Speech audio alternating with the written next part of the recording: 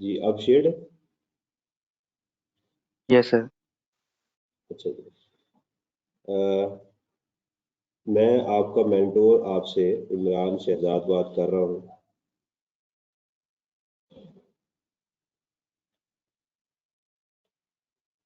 By profession मैं आप ही के प्रोफेशन से हूँ, चार्टर्ड अकाउंटेंट हूँ। और करंटली अल्हम्दुलिल्लाह मेरी अभी पीएचडी जो है, उम्मीद है शायद महीने तक कंप्लीट हो जाए।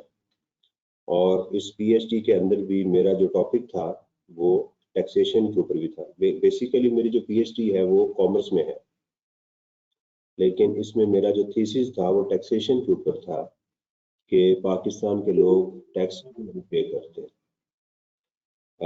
इससे पहले मैंने एमफिल किया हुआ है अकाउंटिंग एंड फाइनेंस में, और इसमें मेरा जो थीसिस था वो कंसोलिडेशन के ऊपर था। शायद आप में से कुछ लोग पढ़ते हो। इसके साथ मेरा एमए इकोनॉमिक्स है। और इस सारे प्रोफाइल के साथ बेसिकली मैं प्रोफेशनल ही टीचर हूँ। और इसमें इसके साथ साथ मेरी टैक्स कंसल्टेंसी जो है वो भी चलती है, लेकिन वो मेरा पार्ट टाइम काम है। फुल टाइम मैं उसमें इन्वॉल्व नहीं हूँ। पाकिस्तान में भी, पाकिस्तान से बाहर भी जो लोग हमारे पाकिस्तान से बाहर हैं वो टैक्स कंसल्टेंसी में मेरे से काम करवाते हैं। ये मेरा एक ब्रीफ प्रोफाइल है। मेरा सीए जो था वो 2007 में क्वालिफाई हुआ, और 2007 जून के में ही मेरा पहला बैच था प्रिंसिपल्स ऑफ टैक्सेशन का। उस वक्त इसका नाम प्रिंसिपल्स ऑफ टैक्सेशन नहीं था बल्कि टैक्सेशन था। और इसके कुछ अरसा के बाद मैंने फिर एडवांस टैक्सेशन जो आपका फाइनल का सब्जेक्ट है उसको भी स्टार्ट किया।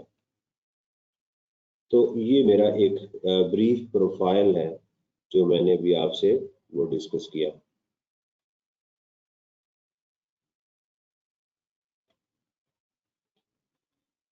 मेरा जो टीचिंग स्टाइल होगा उसके अंदर एक चीज तो होगी सिंक्रोनाइजेशन।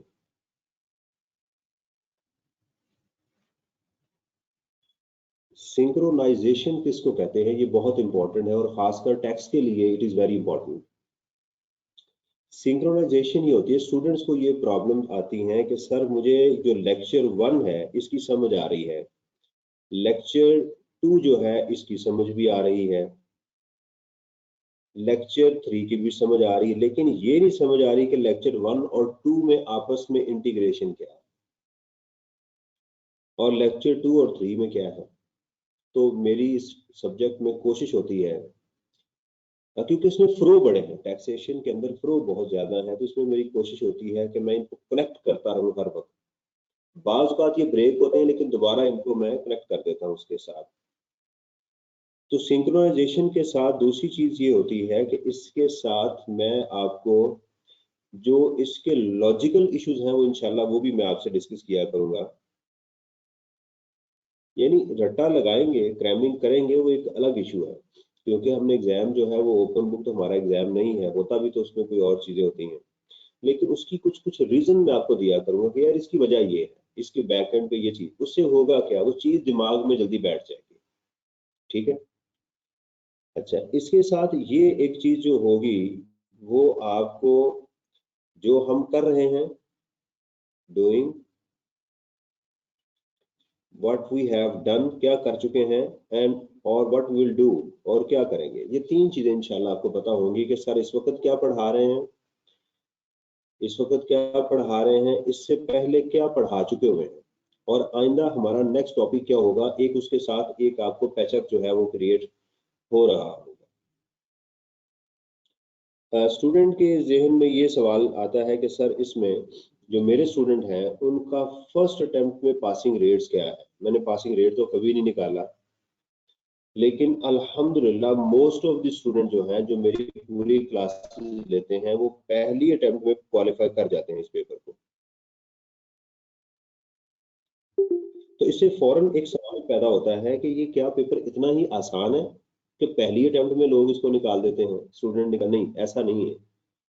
ये पेपर जो मुश्किल पेपर है उनमें से है, लेकिन अल्हम्दुलिल्लाह इसको हम आसान बनाएंगे।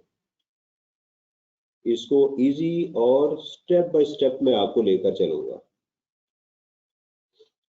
इसमें मेरी तरफ से क्या कंट्रीब्यूशन होगी? मेरी तरफ से आपको कंट्रीब्यूशन ये होगी, मैं हर चीज आपको समझा दूंगा, समझा के उसकी प्रैक्टिस करवा के मैं आपको छोड़ूंगा। अगर कोई चीज समझ ना आए, मैं उसका जिम्मेदार, ये मेरी जिम्मेदारी होगी कि मैंने आपको समझानी है, ये मेरी बेसिक जिम्मेदारी में शामिल है। इसके साथ जो पास पेपर्स हैं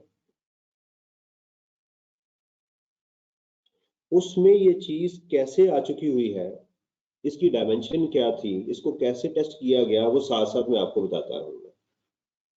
और इसकी इंटेंसिटी क्या है और उसकी पॉसिबल ऑप्शंस क्या है, उस चीज को सॉल्व करने के क्या तरीकेकार हैं, ये मैं आपको बता दूं। प्लस इसके साथ जो न्यूमेरिकल हैं, हमारे दो तरह के न्यूमेरिकल हैं। एक हमारा न्यूमेरिकल जो है वो इनकम टैक्स में है, और एक न्यूमेरिकल हमारा सेल्स टैक्स का है। अगर आप आई कैप के पास पेपर देखेंगे तो आपको इन दोनों एरियाज के जो सॉल्यूशन हैं वो डिफरेंट बनेंगे। एक क्वेश्चन किसी एक पैटर्न पे हुआ, दूसरा दूसरे पे, तीसरा तीसरे पे। वो क्यों ऐसा? क्योंकि वहां पर हर साल एग्जामिनर चेंज हो जाता है, हमारा उसका सॉल्यूशन पैटर्न डिफरेंट होता है। लेकिन इंशाल्लाह हम क्या करेंगे कि हम इनकम टैक्स और सेल्स टैक्स के दोनों न्यूमेरिकल हम किसी एक पैटर्न पे करेंगे। वो क्वेश्चन कोई भी हो, हमारा पैटर्न सेम होगा। यानी इस पैटर्न से मुराद, इसको इंग्लिश में फ्रेमवर्क कहते हैं। यानी हमारा जो फ्रेमवर्क होगा वो सेम होगा। यानी आपको स्टेप्स का पता होगा कि यहाँ मैंने ये लिखना है, यहाँ ये लिखना है, उसके बाद मैंने ये लिखना है, उसके बाद मैंने ये लिखना है। ये पैटर्न आपके लिए इंशाल्लाह बिल्कुल क्लियर होगा, उसमें कोई एम्बिग्युइटी नहीं होगी। फिर न्यूमेरिकल को करते हुए मेरे जो स्टूडेंट्स होते हैं उनको ये शक नहीं होता कि मैंने शुरू कहाँ से करना। क्योंकि न्यूमेरिकल को जो मैंने अपनी लाइफ में देखा है, सबसे बड़ी इशू ये होता था फ्रॉम वेयर टू स्टार्ट। और उस न्यूमेरिकल में कौन सी चीजें ठीक हैं जिनको मैंने पिक करना है, और कौन सी इररेलेवेंट चीजें हैं जिनको मैंने छोड़ना है। दो चीजें, रेलेवेंट चीजों को कैसे लेना है और इररेलेवेंट को छोड़ना कैसे है, ये दो चीजें मेरे लिए, हमारे लिए इंपॉर्टेंट होती है। उसको भी हमने लेकर चलना होता है।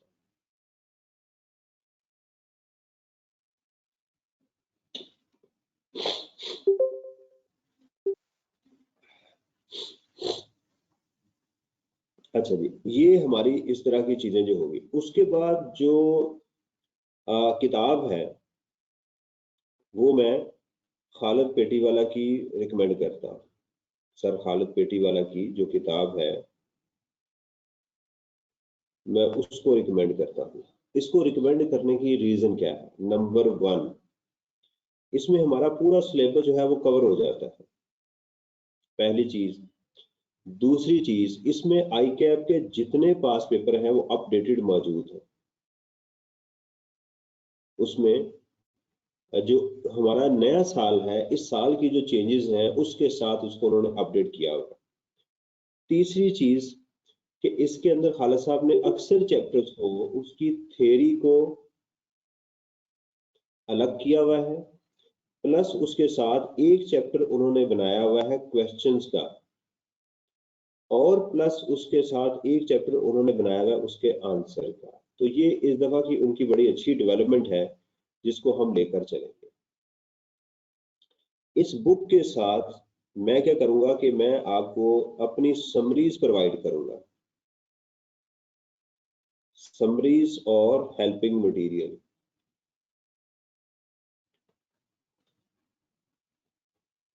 तो क्या इससे डबलिंग होगी? फौरन जहन में आएगा कि अच्छा हमने किताब भी पढ़नी है, आपके नोट नहीं। असल हमारी चीज किताब है, ये सपोर्टिंग मटेरियल है जो इस किताब को सपोर्ट करेगा, जो इसको सपोर्ट देगा। मिसाल के तौर के ऊपर देखिए, चलानी तो आपने बाइक है लेकिन हेलमेट पहनते हैं, तो आप कहेंगे अच्छा बाइक भी चलानी है, हेलमेट भी चलाना है। नहीं, हेलमेट चलाना नहीं, हेलमेट जो है वो आपका एक सपोर्टिंग है, आपको सपोर्ट दे रहा है, वो आपको वो सपोर्ट देगा। आपने शूज पहनने हैं, सेफ्टी मेजर्स लेनी है, ये चीज, ये आपका कैटलिस्ट होगा जो आपके काम को तेज करेगा। प्लस इस समरीज के अंदर जो है वो एक चीज और है जहां पर मिलते जुलते अल्फाज आएंगे, जैसे लैंड का वर्ड आ गया, तो लैंड लॉ में जहां जहां इस्तेमाल हुआ उसकी मैंने समरी बता दी, ताकि आप कहेंगे सर फला जगह भी लैंड का वर्ड आया, फला जगह भी लैंड का वर्ड, फला, तो सर ये क्या हो रहा है। तो मैं क्या करूंगा कि उन तमाम चीजों को एक जगह इकट्ठा कर दूंगा, ताकि आपको समझने में आसानी हो, आपको पता चले कि ये चीज किस तरह से। प्लस इसके साथ जो हमारे ये जो लेक्चर्स होंगे, इसके साथ कुछ बहुत जो इम्पोर्टेंट और जिसमें बहुत ज्यादा क्वेश्चनिंग की जाती है, उसके लिए मैंने उनको YouTube चैनल पे अपलोड कर दिया हुआ अपने। मेरा YouTube का एक चैनल है, आप लिखेंगे जाके YouTube पे, सिर्फ आप ये लिखेंगे ना इमरान शहजाद, तो आपको मेरा चैनल आ जाएगा, उसमें मेरी पिक्चर लगी हुई है, तो उस पर क्लिक करेंगे तो मेरे सारे लेक्चर्स वगैरह उसमें ओपन हो जाएंगे। तो फिर मैं साथ साथ आपको लिंक दूंगा कि यार ये वाला लेक्चर अब आपने सुनना, ठीक है, ये वाली चीज जो है वो आपने सुनी, यानी क्लास में हम उसको कर रहे होंगे, लेकिन एडिशनल सपोर्ट के तौर पे अच्छा यार अब इसको भी जरा सुन लें। अगर आपको फिर भी इसमें कंफ्यूजन है तो लेट वॉच दैट लेक्चर, उसको जाके आप जो है वो एक दफा वो देख लें इस तरह से। और इसमें दोबारा मैं आपको ये बता दूं कि मेरी गारंटी ये होगी कि इंशाल्लाह ताला आपको इसमें प्रॉब्लम नहीं आएगी, हर चीज क्लियर करके मैं फिर आगे चलूंगा, और उसमें एक सीक्वेंस होगी, एक लॉजिकल सीक्वेंस मैं क्रिएट करूंगा। और सबसे बड़ी बात कि मेरा जो तमाम ये पेपर होगा वो एग्जाम फोकस होगा,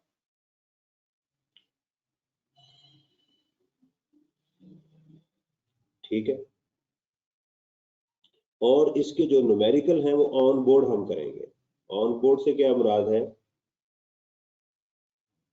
कि यानी मैं सारे न्यूमेरिकल आपके सामने सॉल्व करूंगा, ताकि आपको पता चले कि क्या न्यूमेरिकल को सॉल्व करना कैसे है। इसमें प्रिंसिपल्स ऑफ टैक्सेशन को पढ़ने के बाद आपको ये भी आप इंजॉय करेंगे कि एग्जाम में क्वेश्चन को रीड कैसे किया जाता है, मैं उसकी आपको रीडिंग हैबिट्स भी आपको बताऊंगा।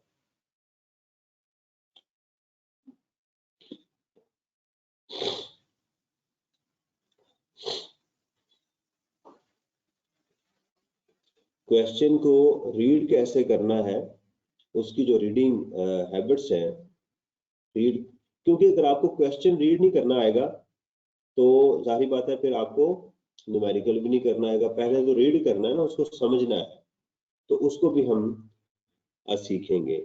फिर वो कॉमन मिस्टेक्स जो स्टूडेंट्स करते हैं वो मैं आपको बताऊंगा कि यहाँ पर कॉमन मिस्टेक्स क्या है जो आप एग्जाम में कर सकते हैं। तो वो पहले मैं आपको बताऊंगा कि यार ये कॉमन मिस्टेक्स हैं, इसको नहीं करना। साथ साथ बताऊंगा यहाँ ये स्टूडेंट ये गलती करता है, यहाँ ये स्टूडेंट जो है ये एक मिस्टेक करता है, ये सारी चीजें इंशाल्लाह हम इसको लेकर चलेंगे। कोई क्वेश्चन हो तो आप मेरे से पूछ सकते हैं। If somebody have a question, तो आप मेरे से वो क्वेश्चन पूछ सकते हैं जी।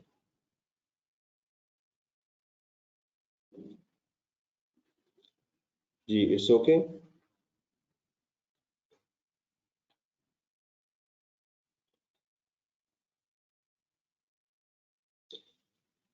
मेरा ख्याल है हो सकती है ऑनलाइन, मेरा ख्याल है हो सकती है। एक साहब ने मुझे, उन्होंने क्वेश्चन एक ने पूछा है कि सर ये बुक ऑनलाइन ऑर्डर हो सकती है, बिल्कुल हो सकती है। मैं कोशिश करता हूँ इसका। एक साहब थे, उन्होंने मुझे कहा हुआ था जी अगर किसी ने ऑनलाइन परचेज करनी हो तो मुझे बता दें। मेरी इसमें कोई कमीशन नहीं है बेटा, पहली चीज मैं आपको ये बता दूं, आपने ये नहीं सोचना कि मेरी इसमें कोई कमीशन है। तो मैं अरेंज करवा दूंगा जब तक ये व्हाट्सएप का ग्रुप जो है वो बन जाएगा, मुझे आप लोगों के नंबर मिल जाए ऑफिस से। मैंने कल कहा हुआ है उनको, क्या नाम है, तनवीर साहब को, तनवीर साहब को मैंने कहा है वो, तो इंशाल्लाह मुझे जैसे ही वो नंबर प्रोवाइड करेंगे आपका ग्रुप बन जाएगा, और ग्रुप में आपको लिंक मिलना शुरू हो जाएगा।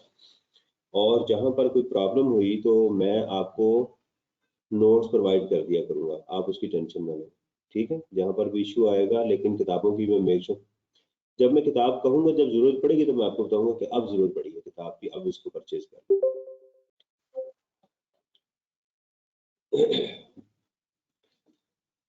अच्छा जी, अब जरा देखिएगा कि हमारा जो एग्जाम है इसमें होगा क्या कि हमें 15 मिनट्स इसमें मिलेंगे। टाइम कितना है इसमें हमारे पास?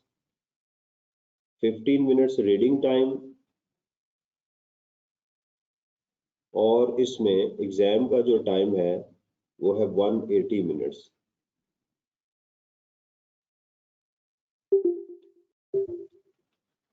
ये दो चीजें, एग्जाम की और जो है वो इसके 180 मिनट जो है वो हमें मिल जाएंगे। ये हमारी एक चीजें इसमें बन जाएंगी। ये हमारा एक है, ये तो आपको पता है, ये तो एग्जाम में जब जाएंगे उस वक्त करेंगे। इसके साथ जो हमारा एग्जाम है, उस एग्जाम के अंदर हमारे 100 मार्क्स हैं, और ये कितने हिस्सों में डिवाइडेड हुआ है, इसकी डिवीजन कैसे हुई है। इसमें हमारे पास एक एरिया है जिसको हम एथिक्स कहते हैं। 5 नंबर का ये एरिया है, इसका नाम है एथिक्स। जैसे एथिक्स क्या होते हैं? इखलाकियात। तो इसी तरह टैक्स के क्या इखलाकियात हैं, टैक्स के एथिक्स क्या है। जैसे मैं आपको ऑनलाइन क्लास पढ़ा रहा हूँ तो इस ऑनलाइन क्लास में भी कुछ असूल और ज़ाब्ते हैं ना। इसी तरह जो इसके बेसिक प्रिंसिपल्स हैं टैक्सेशन के, वो उनको हम एथिक्स कहते हैं। वॉशरूम के एथिक्स हैं, घर के एथिक्स हैं, क्लासरूम्स के एथिक्स हैं। ये 5 नंबर का है। एक यूनिक एरिया जो पहले कभी हमारे पूरे आई कैप के किसी भी सिलेबस में नहीं था, वो आ गया, जिसको 5 नंबर का है। उसको हम कहते हैं कॉन्स्टिट्यूशन। दस्तूर पाकिस्तान का नाम आपने सुना होगा। आईने पाकिस्तान, जो यानी हर हमारा जो पॉलिटिशियन है, मेरा ख्याल सबसे ज्यादा वो पिटता ही इसके ऊपर है जी, मैंने दस्तूर के मुताबिक जो है वो हलफ उठाया हुआ है, और फलाना टिकना क्या क्या कहानियां सुनाते हैं। तो कॉन्स्टिट्यूशन का कुछ हिस्सा जिसका ताल्लुक टैक्स के साथ है कि टैक्स कैसे लगाए जाएंगे, बजट कैसे अपीयर होगा, और सूबे और जो फेडरल है ये आपस में कैसे टैक्सेस को क्या करेंगे, शेयर करेंगे। उसका हमारा सिर्फ छोटा सा एक एरिया है वो उसमें होगा। हमारे 2 चैप्टर आई कैप के इसमें है एथिक्स के ऊपर, एक कॉन्स्टिट्यूशन का चैप्टर है। उसके बाद हमारा एक एरिया आता है सेल्स टैक्स का। ठीक है, ये 25 नंबर का ये एरिया है। सेल्स टैक्स के अंदर 2 न्यूमेरिकल है, सॉरी एक न्यूमेरिकल, इसके 2 हिस्से हैं। एक है इसमें न्यूमेरिकल, और दूसरा इसमें थ्योरी। और इसके भी 2 चैप्टर्स हैं सेल्स टैक्स के। इंशाल्लाह इसको भी हम कर लेंगे 25 नंबर का। तो इस तरह से ये हमारा 35 मार्क्स का ये एरिया कवर हो गया।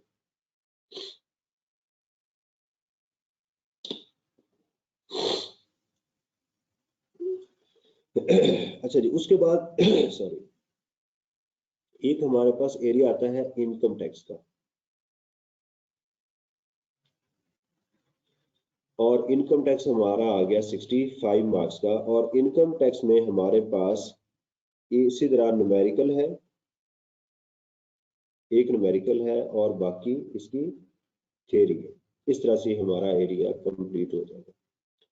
अच्छा, अब जरा देखें कि इसकी कैसे हम करेंगे इसको। मेजर इसके मार्क्स कहाँ कहाँ से इसके कलेक्ट होते हैं। इनकम टैक्स का एक है chapter number 10 plus chapter number 16। इन 2 चैप्टर्स को करने से हमारे जो है वो तकरीबन हमें 20 नंबर मिल जाते हैं। इसके साथ सेल्स टैक्स का अगर एक चैप्टर करें न्यूमेरिकल का, तो तकरीबन हमें 15 नंबर उसमें से मिल जाते हैं। कॉन्स्टिट्यूशन का एक कर लें तो 5 नंबर हमें उसमें से मिल जाते हैं। एथिक्स का 2 चैप्टर है तो उसमें से भी 5 नंबर हमें मिल जाते हैं।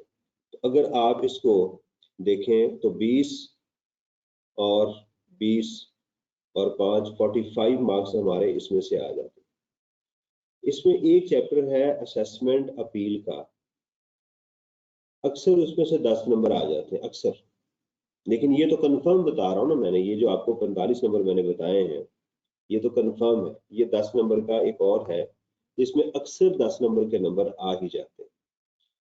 तो बेसिकली अगर देखा जाए तो हमारे पास अगर ये चैप्टर 1, 2 और 3, 4, 5, 6, 7 चैप्टर करने से अल्हम्दुलिल्लाह हम 50% को एग्जाम में क्रॉस कर जाते हैं। इनकम टैक्स में एक ये चीज ये आपकी किताब के मैं चैप्टर्स की बात कर रहा हूँ, ठीक है। तो इंशाल्लाह हम इसी को ऐसे ही वो लेकर चलेंगे। कोई क्वेश्चन हो तो आप पूछ लें मेरे से।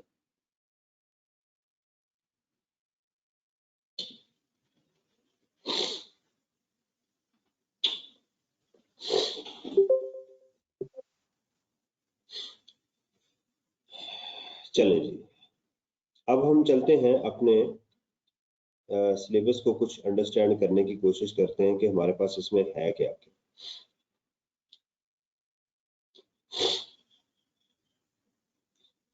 एक मिनट होल्ड रखिए।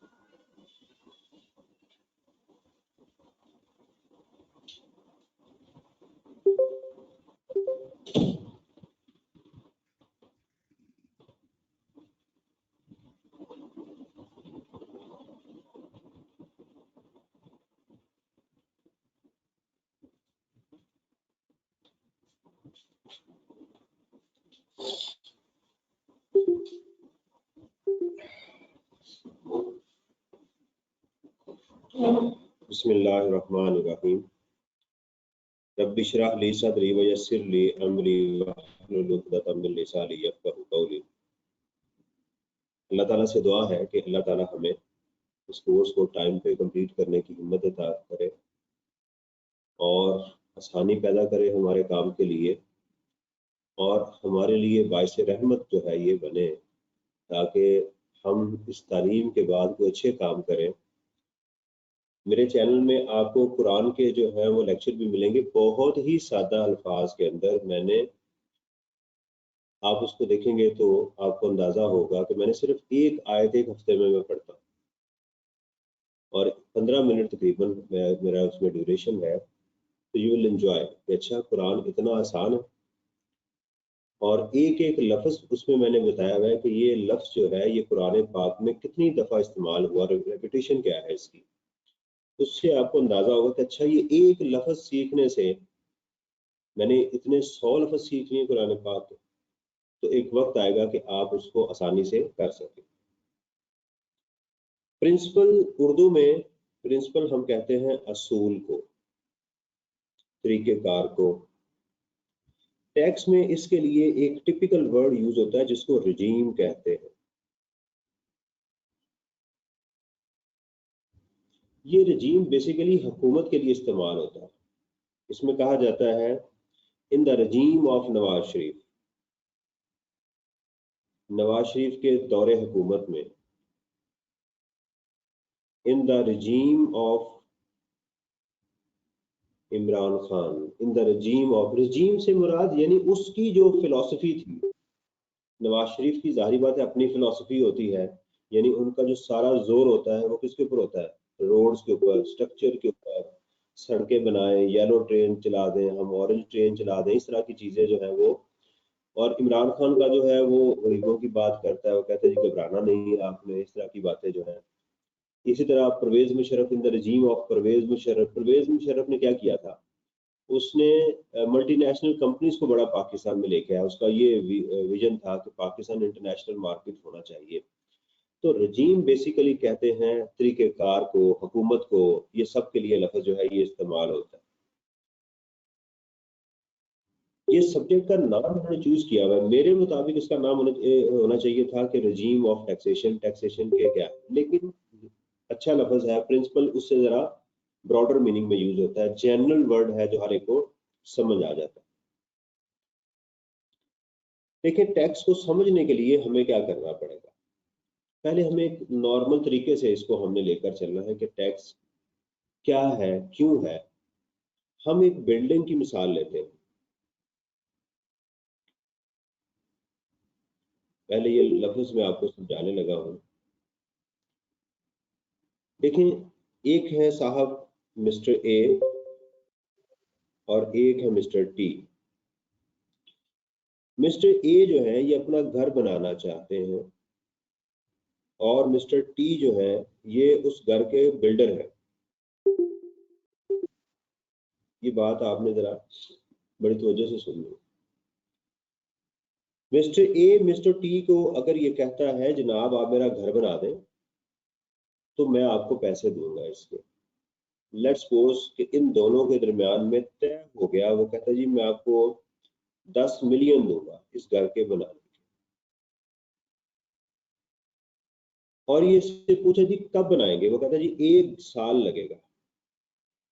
अज्यूम करें कि आज जुलाई है और उसने कहा जी आज 1 जुलाई है, आज मैं स्टार्ट करूंगा और 30 जून तक आपका घर मुकम्मल होगा और उसके बाद हम अपना लेन देन कर लेंगे। सारा मुकम्मल जो है घर कंप्लीट होने के बाद हम कर लेंगे। अब मिस्टर टी ने घर शुरू कर दिया, मिस्टर ए जो है वो उसका देनदार है। ये जो 10 मिलियन है, अब आपने बात बड़े ध्यान से सुनी, ये जो 10 मिलियन है ये किसकी लाइबिलिटी है? वो लाइबिलिटी है मिस्टर ए की। यानी हम कहेंगे 10 million is a liability of mister A to pay to mister T. मिस्टर टी को पे करने की उसकी लाइबिलिटी है, जो उसने पे करना। कब पे करना है? At the end of the year. और हमारा ईयर कहाँ से स्टार्ट हो रहा है? 1 जुलाई को, और एंड कब होना है? 30 जून को। अब हम इसको लेके चल रहे हैं। उन्होंने कहा जी ठीक है, डिसाइड हो गया। क्या ऐसा पॉसिबल है कि मिस्टर टी 1 रुपया भी ना ले और मिस्टर ए का काम करता रहे? सवाल ही पैदा नहीं होता। पूरी दुनिया में ये मॉडल नहीं है और हमारे मुल्क में तो हम तो है ही जन्नती, जो है ना, सारे हम जन्नती लोग। तो हमने तो जाना ही जन्नत में, तो इसलिए लिहाजा किसी के पैसे मारना हमारा लिए कोई इतना मसला नहीं है। क्योंकि जन्नती लोगों को किसने पूछना है? डायरेक्ट ही बगैर सवाल के हमने चले जाना। तो ऐसा नहीं होगा कि मिस्टर टी इसको खुला छोड़ दे कि अच्छा भाई मैं अपनी जेब से पैसे लगाता हूँ, सारा कुछ करता हूँ, साल के एंड के ऊपर तुमसे पैसे ले लूंगा। ऐसा नहीं होगा। मिस्टर टी पूरा साल उससे एडवांस की शक्ल में कुछ लेता रहेगा, कुछ ना कुछ पैसे। एक तो वो लेगा, कहेगा जी दे मुझे कैश। ये क्या बहाने लगाएगा? जी आज मैंने अपनी बेटी की फी जमा करवानी है, आज मैंने बिजली का बिल जमा करवाना है, आज मैंने सुई गैस का बिल जमा करवाना है, ठीक है, मैंने मटेरियल परचेज करना है, ठीक है। ऐसे तो सारा साल उससे पैसे वो लेता रहेगा। ठीक होगी बात? अगर वो पैसे नहीं देगा तो उसका काम बंद कर देगा वो। बिल्कुल ऐसे ही होगा ना। चलो, जब साल का एंड होगा तो क्या होगा? मिस्टर ए और टी आपस में बैठेंगे। मिस्टर ए जो है मिस्टर टी के साथ बैठेगा और मिस्टर टी को ये बताएगा कि जनाब मेरी लाइबिलिटी इतनी थी, मेरी लाइबिलिटी थी 10 मिलियन, और तुम मेरे से अभी तक जो एडवांस ले जा चुके हो वो है 8 मिलियन। तो माइनस कर लो तो 2 मिलियन मेरा रहता है, ये मेरे से ले लो। इसको कहेंगे पेएबल। बात समझ आ गई आपको कि ये लाइबिलिटी है और ये क्या आ गया? पेएबल आ गया। अच्छा, बाज औकात हमने ये देखा कि ये जो लाइबिलिटी होती है ना, एडवांस उससे बढ़ जाता है। लाइबिलिटी है 10 मिलियन की,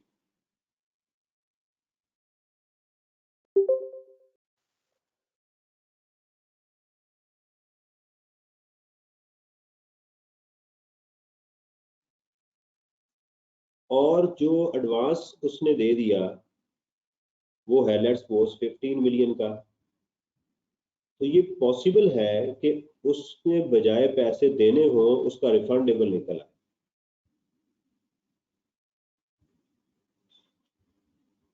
और किसी से रिफंड लेना ये तो बहुत मुश्किल है। बराबर बराबर देने पैसे जो है वो तो आपने देने हैं, लेकिन किसी से पैसे लेने ये बहुत मुश्किल होता है, इसको रिफंड कहते हैं।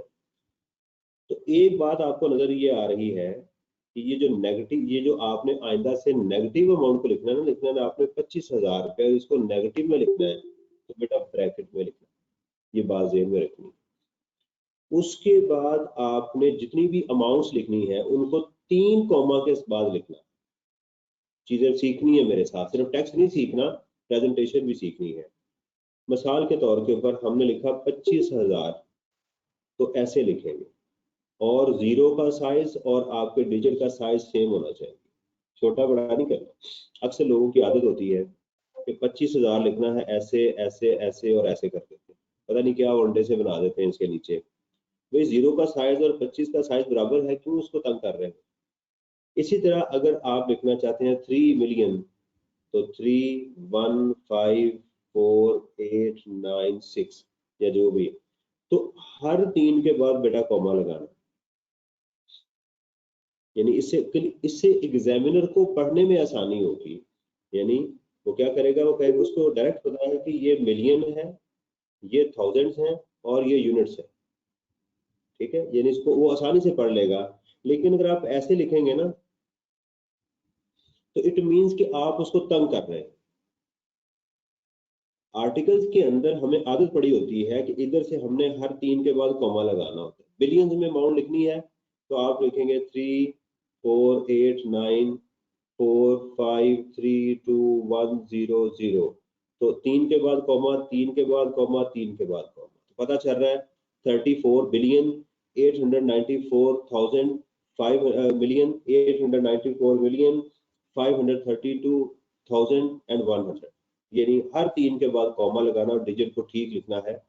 अगर आप कहते हैं जी मेरी सर हैंडराइटिंग है ही खराब, तो भाई सारी उम्र खराब ही रहने देना, इसको ठीक ही नहीं करना। अगर जिस्म पे कोई फोड़ा निकल आया है तो उसको ठीक नहीं करना, ठीक करना उसको आहिस्ता आहिस्ता आप लिखना शुरू करेंगे, इंशाल्लाह ये ठीक हो जाएगा। और खान साहब क्या कहते हैं, घबराना नहीं है। देखिए ये कितनी टर्म्स मैंने आपको बताई हैं। एक मैंने बताया कि लाइबिलिटी, एक एडवांस और एक पेएबल, तो आपने 3 टर्म सीखी।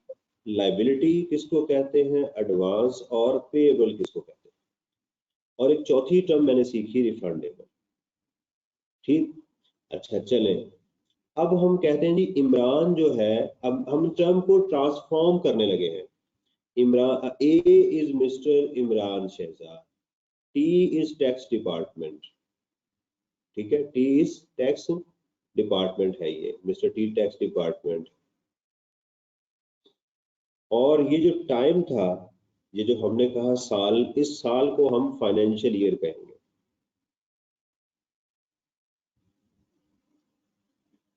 समझ आ गई। और इसी से एक लफ्ज निकलता है टैक्स ईयर, ठीक है।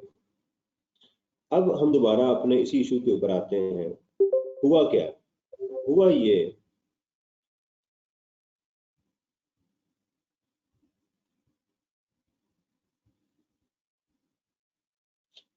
अच्छा जी, हम कहते हैं कि मिस्टर इमरान शहजाद ने टैक्स डिपार्टमेंट को पैसे देने हैं 1 साल, किसके लिए, पूरा पाकिस्तान इस्तेमाल करने के बाद। क्यों, क्योंकि टैक्स डिपार्टमेंट किसका है, पानी देने का।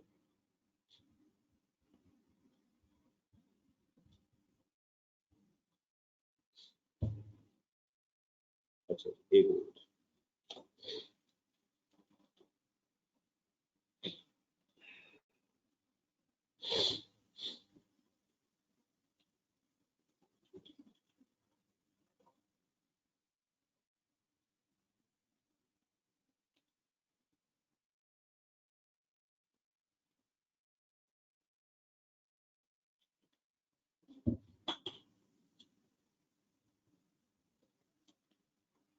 देखें जी, अब सवाल ये पैदा होता है कि ये पैसे हमने डिपार्टमेंट को क्यों देने हैं?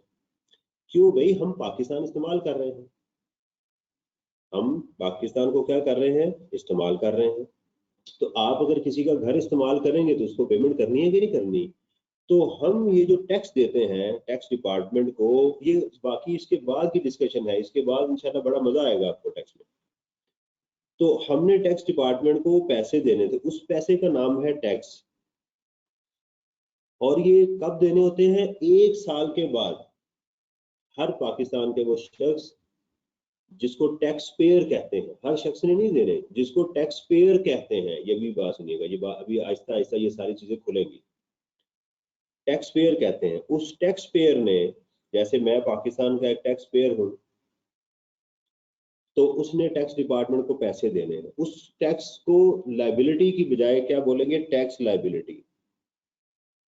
और एडवांस टैक्स को क्या कहेंगे? एडवांस को क्या कहेंगे? Advance tax. इसका नाम चेंज करके इसको एडवांस की बजाय बोलेंगे एडवांस टैक्स। और पेएबल की बजाय इसको बोलेंगे टैक्स पेएबल। ठीक है, इसी तरह ये टैक्स लाइबिलिटी, ये हमारे पास हो गया जी एडवांस टैक्स।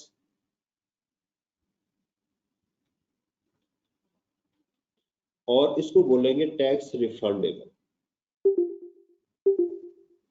तो कितनी चीजें हमने आज सीखी अभी? हमने कहा एक होती है टैक्स लाइबिलिटी, वो टैक्स लाइबिलिटी कब पे करनी होती है? After the end of financial year. After the end of financial year. और फाइनेंशियल ईयर से क्या मुराद है? कि जो 1 जुलाई से स्टार्ट हो और 30 जून को एंड हो। ठीक हो गया? तो ये टैक्स लाइबिलिटी के बाद क्या करना होता है? उसमें से वो एडवांस जो हमने पे किया वो माइनस करना है। ओके, ये एडवांस कब देते हैं? ये एडवांस उस अमाउंट को कहते हैं जो हम ड्यूरिंग द ईयर पे करते हैं। एडवांस से क्या मुराद है? The amount paid during the financial year.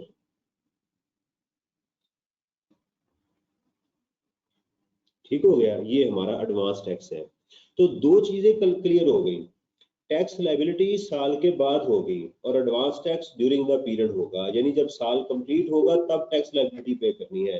किसको पे करनी है? टैक्स डिपार्टमेंट को। और एडवांस टैक्स किसको कब पे करना है? ड्यूरिंग द ईयर पे करना है। और इन दोनों को मिलाने से क्या रिजल्ट आएगा? या पेएबल आएगा या रिफंडेबल आएगा। वो कैसे? अगर हमने पैसे दिए, देने ज्यादा है और ऑलरेडी कम दे चुके हुए हैं, तो जो डिफरेंस आएगा उसको हम पेएबल करेंगे, वो हमने देने हैं।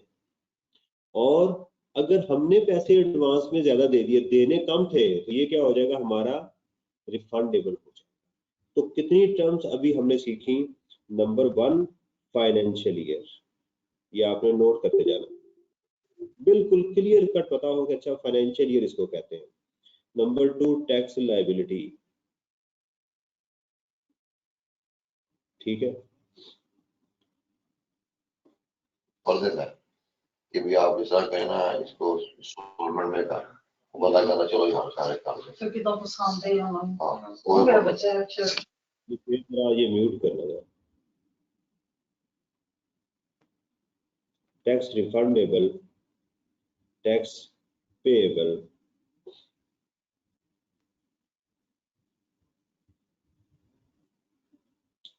और एडवांस टैक्स।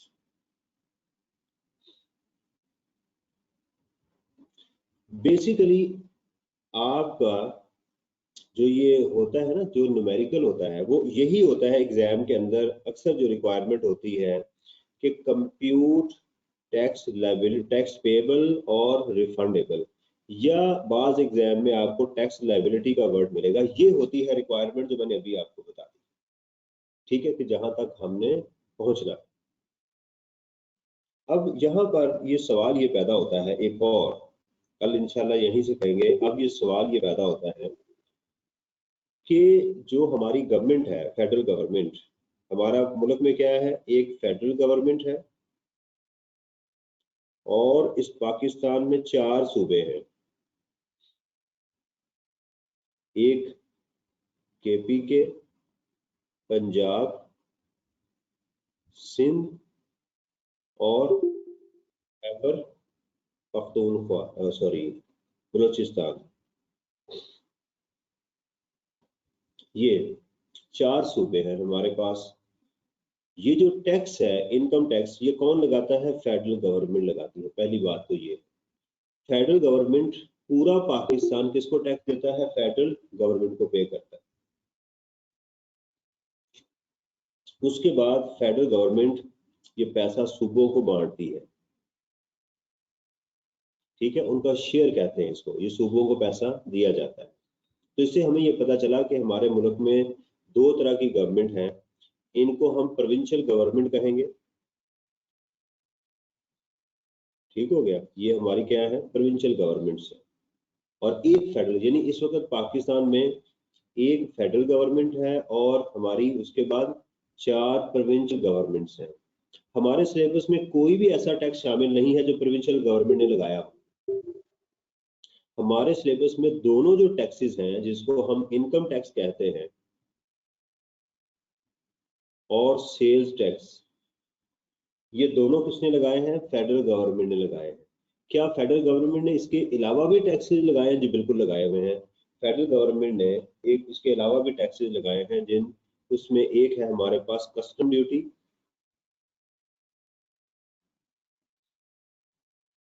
उसके बाद इसमें है एक कैपिटल वैल्यू टैक्स,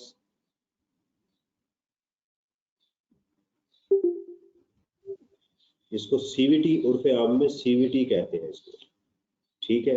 और एक है इसमें federal excise duty, FED, federal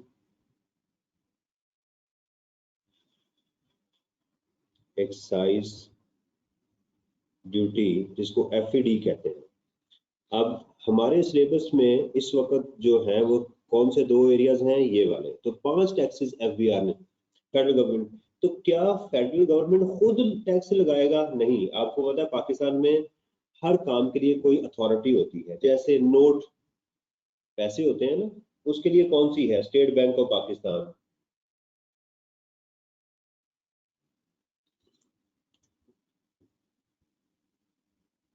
इसी तरह ट्रैफिक को कंट्रोल करने के लिए हमारे पास जो है वो ट्रैफिक वार्डन्स हैं, ट्रैफिक का पूरा डिपार्टमेंट है। इसी तरह टैक्स को कंट्रोल करने के लिए फेडरल गवर्नमेंट ने एक अथॉरिटी बनाई है जिसका नाम है FBR, federal board of revenue.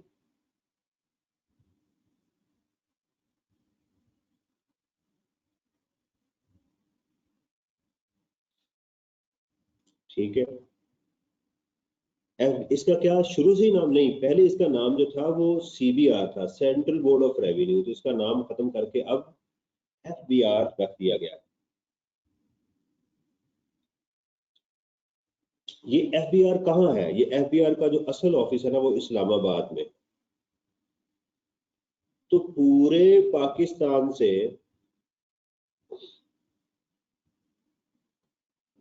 क्या इस्लामाबाद में बैठ के FBR पूरे पाकिस्तान कंट्रोल करता है? The answer is no. बल्कि FBR तो सिर्फ यहाँ बैठा हुआ है ना, इसने आगे टैक्स डिपार्टमेंट बनाए हुए हैं। जैसे लाहौर में लाहौर का टैक्स डिपार्टमेंट है, इसके साथ अगर आप कराची जाएंगे तो कराची में टैक्स डिपार्टमेंट है, पिशावर में टैक्स डिपार्टमेंट है, समझ आ रही है ना, गुजरावाला में टैक्स डिपार्टमेंट है। तो हर शहर के अंदर टैक्स डिपार्टमेंट बने हुए। क्यों? फैसिलिटेट करने के लिए, ताकि लाहौर के जो लोग हैं वो लाहौर वालों से कांटेक्ट में रहें, गुजरांवाला के, कराची वाला के, पेशावर के सारे लोग जो हैं, और ये सारे डिपार्टमेंट FBR से कनेक्टेड, यहाँ से इसको इंस्ट्रक्शन मिलती हैं और इन्हीं इंस्ट्रक्शंस के अकॉर्डिंगली जो है ये सारे लोग काम करते हैं। FBR का जो सबसे हाईएस्ट अथॉरिटी है उसको चेयरमैन कहते हैं। आपको पता है कि एक चार्टर्ड अकाउंटेंट को पिछले दिनों में बनाया गया था, फिर उन्होंने रिजाइन कर दिया। शब्बर जैदी साहब की बात कर रहा हूँ जो कराची से थे। तो ये चेयरमैन होता है, तो ये सारे कानून जो है ये बनाते हैं। तो इससे हमें ये भी पता चला कि हमारी जो हाईएस्ट रेवेन्यू कलेक्शन अथॉरिटी है वो कौन सी है, FBR। क्या कहेंगे फेडरल बोर्ड ऑफ रेवेन्यू को, the highest revenue collection authority in Pakistan. ये हमारी FBR है, फेडरल बोर्ड ऑफ रेवेन्यू। और उसने कितने टैक्सेस लगाए हैं, 5। कौन सा, income tax, sales tax, custom duty, capital value tax और फेडरल एक्साइज ड्यूटी। तो और इसको ये असल में अथॉरिटी है। तो पाकिस्तान में टैक्सेस किन्होंने पे करने हैं, उन तमाम लोगों ने जो टैक्स पेयर्स हैं। ये टैक्स पेयर्स कौन होते हैं, ये कैसे काम करते हैं, ये हमारा नेक्स्ट टॉपिक है। अगली ये बात जो इसमें जो इशू सीखने वाले जो है वो क्या क्या है, सुनिएगा। एक इशू ये है कि सर ये टैक्स लायबिलिटी कैसे कैलकुलेट की जाएगी, सर ये एडवांस टैक्स कैसे कैलकुलेट किया जाता है। हाँ, ये अब आप मेरे से सवाल नहीं पूछेंगे कि सर ये रिफंडेबल क्या होता है, क्योंकि ये तो ऑलरेडी मैंने आपको कैलकुलेट करके दिखा दिया। यानी इसमें से टैक्स लायबिलिटी कैलकुलेट करके एडवांस टैक्स को माइनस कर दें। अगर आंसर नेगेटिव में है तो रिफंडेबल। इसी तरह अगर टैक्स लायबिलिटी में से एडवांस टैक्स को माइनस कर दें तो अगर आंसर पॉजिटिव है तो क्या आ जाएगा, पेएबल। तो ये दो टर्म तो लॉक हो गई आज। अब हमारे पास जो एरिया वो ये है कि टैक्स लायबिलिटी कैसे कैलकुलेट की जाएगी और एडवांस टैक्स जो है वो कैसे कैलकुलेट किया जाएगा। बेसिकली एडवांस टैक्स हमारे सिलेबस में है ही नहीं, लेकिन एग्जामिनर देता है छोटा सा एरिया, उसका हल्का सा लाइट सा, वो फिर भी हमें वो दे जाता है। इसलिए हमने इसको थोड़ा सा अंडरस्टैंड जरूर करना है कि ये एडवांस टैक्स क्या बना। हमारा ज्यादा फोकस जो होगा सारे का सारा वो इस अमाउंट के ऊपर होगा कि how to compute tax liability. तो टैक्स लायबिलिटी किसके ऊपर बेस करेगी, ये अगली चीज है। आपने क्या करना है, आज के दिन मेरे YouTube चैनल के ऊपर आप जब जाएंगे तो वहां आपने लिखना है system of taxation in Pakistan, systems of taxation of Pakistan, system of taxation of Pakistan. वैसे भी गूगल पे आप लिखेंगे या यूट्यूब पे जाके ये लिखेंगे तो इंशाल्लाह ताला मेरे चैनल में ना भी जाए तो अल्हम्दुलिल्लाह ये आपको दूसरे तीसरे लेवल पे ये मिल जाएगा। इस क्लिप को, छोटे से क्लिप को आपने बड़े गौर से सुनना है, तो इससे आपको समझ आएगी कि पाकिस्तान में सिस्टम चल क्या रहा है और कल इसी को इंशाल्लाह हम कंटिन्यू करेंगे। ठीक है जी, तो आज के लिए इतना ही। आपकी बाकी क्लासेस भी शेड्यूल में है, तो अल्लाह ताला से दोबारा ये दुआ है कि अल्लाह ताला हम जो काम कर रहे हैं इसको हमारे लिए बेहतरी का जरिया बनाए और हम जिंदगी में रिज़्क़ हलाल कमाएं। कभी हम गलत काम ना करें, झूठ ना बोलें, ताकि हमारे मामला जो है वो सीधे रहे। तो आपसे दुआओं की दरख्वास्त है। अभी किसी ने क्या क्वेश्चन किया, शुएब?